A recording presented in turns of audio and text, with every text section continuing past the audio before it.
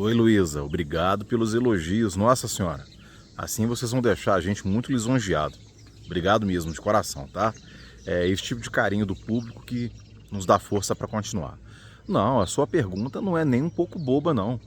Querer saber, afinal de contas, o que é uma anestesia geral, tem muito doutor por aí que não saberia te explicar exatamente o que é uma anestesia geral, tá, Luísa? Vamos lá. A anestesia geral é um estado constituído por 5 pilares. Tá? Os mesmos pilares da nossa mentoria, né? Os mesmos números de pilares da nossa mentoria aqui para os nossos alunos anestesiologistas residentes pelo Brasil todo. É até uma coincidência que a gente brinca, né? A nossa mentoria tem 5 pilares e a anestesia também tem 5 pilares. Mas brincadeiras à parte, respondendo à sua pergunta, os pilares são, em ordem de importância, primeiro, analgesia, que é garantir através de técnicas e medicamentos que o paciente não sinta dor. Então, muitas vezes, numa anestesia geral, a gente faz também bloqueios para compor essa anestesia geral. A gente faz uma peridural para compor esse pilar de analgesia, a gente faz bloqueios de plexo, para que, além dos medicamentos venosos que constituem a própria anestesia geral, esse pilar analgesia seja bem executado, porque ele é o mais importante, garantir que o paciente não tenha dor. Segundo pilar, hipnose, garantir que o paciente durma o tempo inteiro. Mas de nada adianta ele dormir se ele está dormindo sentindo dor. Você está maluco, doutor Vinícius? Se ele está dormindo, ele não sente dor. Lê do engano. A gente pode ter taquicardia, aumento da frequência cardíaca, né? Hipertensão arterial e pode até infartar dormindo por causa da dor. Então nós vamos lançar mão de uma boa analgesia e o segundo pilar, medicamentos para manter o paciente dormindo. Terceiro pilar, a amnésia. Ele não pode se lembrar de nada. Mas como assim, doutor Vinícius? Ele não vai estar dormindo? Mas pode acontecer pequenos microdespertares. Se ocorrerem, o paciente não pode se recordar, mas o ideal é que não ocorram esses microdespertares. Quarto pilar. O quarto pilar é uma consequência dos 3 primeiros.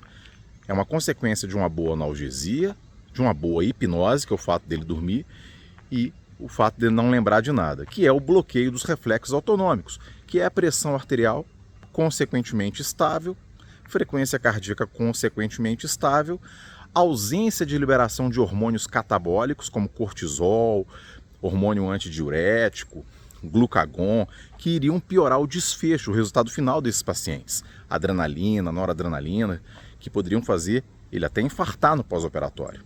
E finalmente, não à toa em último lugar, que é o menos importante, relaxamento muscular. Hoje em dia, a gente só faz curares ou nas vias aéreas difíceis ou em cirurgias que precisam de relaxamento muscular, como cirurgias videolaparoscópicas. Tá? E num paciente que não tem via aérea difícil e a cirurgia não vai precisar, a gente pode muito bem não usar bloqueador neuromuscular, porque ele é o menos importante dos pilares. Tá, ok? Os medicamentos que a gente usa para tudo isso é uma verdadeira gama de medicamentos, que vai desde os medicamentos em forma de vapor, que são os halogenados, que é o famoso cheirinho do anestesista, que a gente usa até em criança, indução inalatória, passando por esses curares, que vêm daquelas flechas dos índios da Amazônia, e os derivados da papaver somniferum, né, que são os opioides, né, os derivados da morfina, e até medicamentos que são parentes de antihipertensivos, tá? Como é o caso do Aldomet, um antihipertensivo conhecido, né, da clonidina, que é o Atensin, são os agonistas alfa-2, são analgésicos que a gente usa também. E os anestésicos locais, que podem ser feitos até pela via intravenosa, como a lidocaína, ou nos bloqueios. Tá?